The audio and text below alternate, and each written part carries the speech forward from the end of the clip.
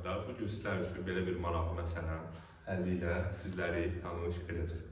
Çəkisi 80 Newton olan X diskin şəkildəki sistemdə tarazlıqdadır. X diskinin oturacaq sahəsi 0.5 metr kvadrat olduğuna görə səthə etdiyi təzyiq neçə paskaldır? Deməli, biz bilirik ki, P nəyə bərabərdir? Məsələn, buradan düsturumuzdan. P bərabərdir. FT bölə S oturacaq. S oturacağı bizə verir məsələn. 0.5. Biz F veririk. Hələ bu X dismini oturacağın sahəsini göstərdiyi təzyiq qüvvəsi.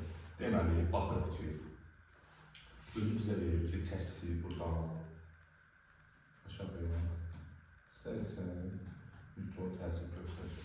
Deməli, burada F 20 Newtonsa, eyni ipdə, eyni gəlir olduğuna görə burada 20 Newton etmiş olacaq. 20 Newton, həm bu ipə nə qədər təsir edir? Bu ipə deməli 40 Newton təsir edir.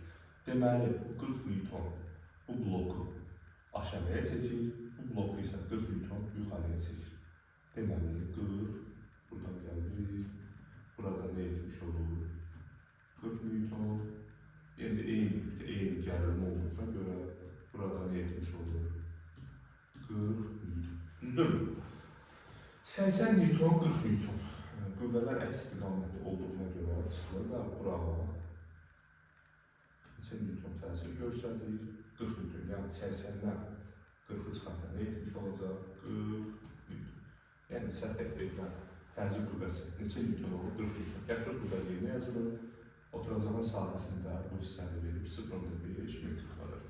Gətirib yerinə yazaq.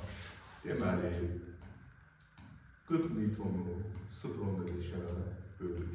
Bu da nə etmiş olacaq? 80 Newton bölü metr kvadratı, o da təbii ki, bizi Pascal etmiş olur.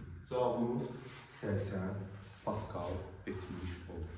Növbəti videolarda görüşəndə sağ olun.